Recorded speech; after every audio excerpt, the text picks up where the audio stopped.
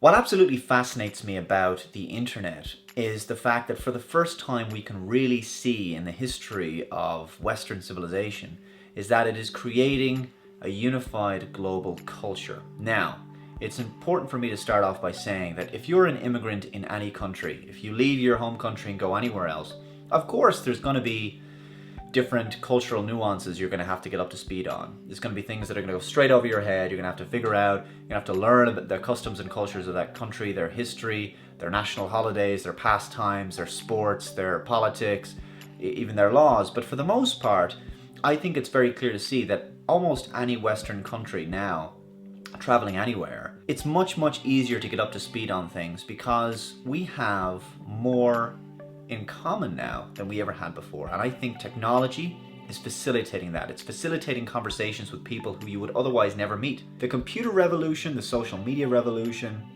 those things are now demonstrating to us that we're more united than ever. You look at the software, the services, the technologies and devices that we're using on a daily basis. So, people use Twitter, they use it in the same way, they're using hashtags. All of this is now part of our vernacular.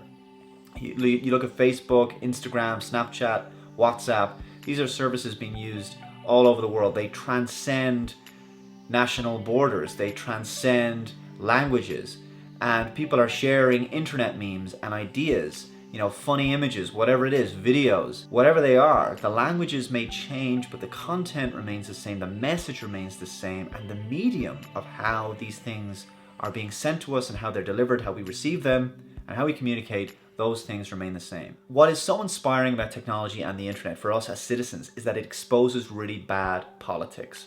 Now, I am a firm believer that the status quo with political parties, they have their own agendas. Governments are very much about trying to keep control of the citizenry within their nation and to prevent the spreading of ideas and ideals and new values, and trying to keep people divided as opposed to united. And we are united and should be united as one planet. We have problems that we have to face together. The environment might be one of them. Global terrorism might be another. Ebola and other viruses. Those are examples of the kind of things that we have to work together. And you got to cut through bureaucracy and legislation that governments like to put up there for these people who want to keep themselves in jobs and want to keep control of their particular patch of land.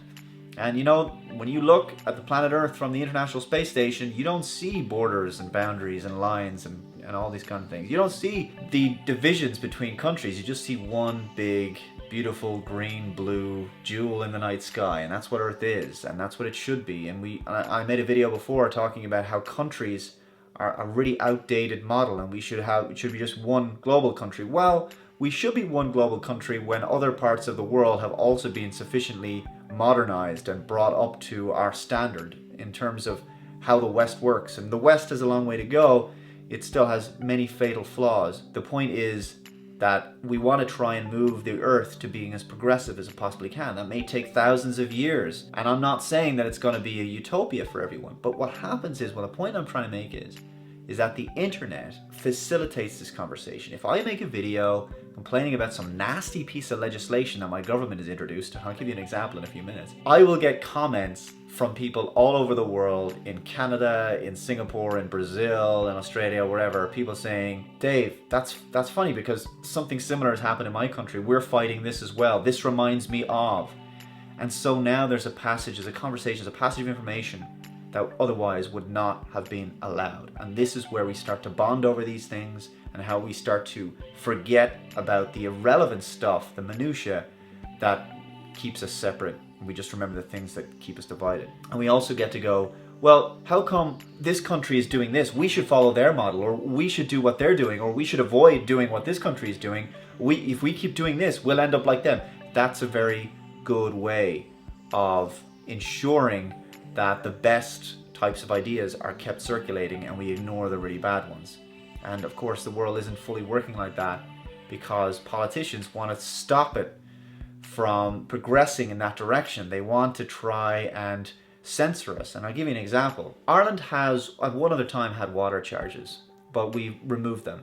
And the promise that we were made through successive governments was that we would never have to pay for water through coming in through our taps and everything, because that is covered in our normal income tax and everything, and other taxes are actually paying for that.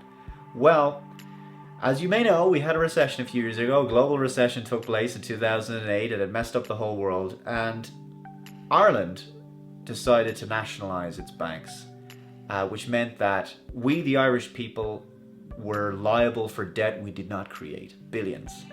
And now our future, the future of our children, is screwed because they're going to have to pay this odious, unlawful debt, in my opinion, totally immoral, that we are held accountable for it.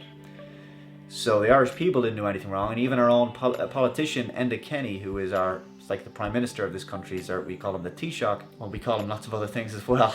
It's not what I can't say what I call him on this video, but he actually even said publicly that it's not our fault, but we have to pay it anyway, which doesn't make any sense. So they have now introduced water charges in this country.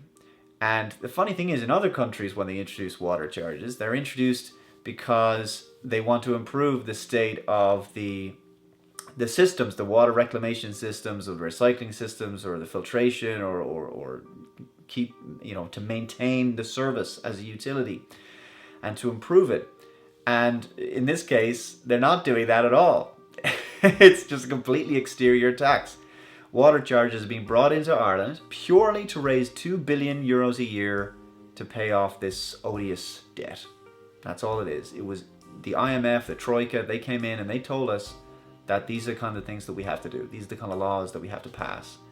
This is the kind of crap that we have to stick on the citizens and make them pay. Now, everyone is against this, as you might imagine, because it's absolutely outrageous. I know that many of you are probably in countries, like I say, that have water charges and go, well, we pay them here, why can't you? Because we, like I say, we already have other taxes. The tax system is not going to work the same way in other countries. That has already been something that has been coming out of our taxable income. When these water meters were being installed outside of the houses of all the people, all the estates around the country, there was a media blackout about this.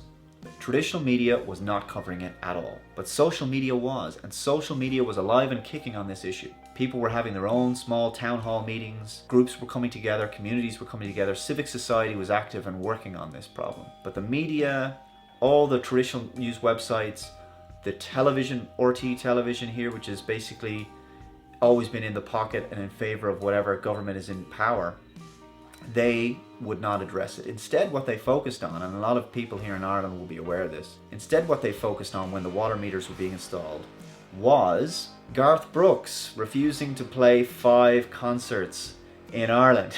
Absolutely outrageous. This was the kind of misdirection that we were made to focus on. But social media is alive and kicking. In fact, every article and on every blog post that's been written about this has hundreds and thousands of comments on it. And yet, the stories that are being promoted higher up on news websites and in news bulletins on television, they don't really get nearly as much traction. This is my point. Civic society, politics from beneath, is being done through social media. There are lots of people now who are united about this. The common citizens who have been ignored for so long can't be ignored any longer. And something is going to be done on this issue. And I'm sure you can think of similar examples in your country of things that were censored, silenced, ignored, and that is the old guard, the old status quo of hush hush and ignore the plight of these people. But the internet, that is where culture lives, it's where people live, and you can't crush it. And for the first time, there is nowhere to hide in politics. Now, having said that, you're not going to cure cancer, and you're not going to fight these injustices by simply liking Facebook pages and sharing posts. Those things are important because they show your support for all of these kinds of things and all these issues, but you do have to get out there and do something about it. Social media, really, in this case, is only a place where people with common interests can come together, but at some point they have to meet up, they have to strategize, and they have to come up with a plan. And it facilitates the conversation, but the next level is taking action. So guys, I'm really interested in your thoughts on internet culture. Do you agree with me? Do you disagree with me? Where do you see the future of the internet culture going? If you enjoyed this video, guys, please hit that like button and hit the big red subscribe button to keep up to date with all the latest content on my channel. You can check out my previous video over on the left hand side and follow me on social media. Thanks again for watching, and I'll see you next time. Bye bye.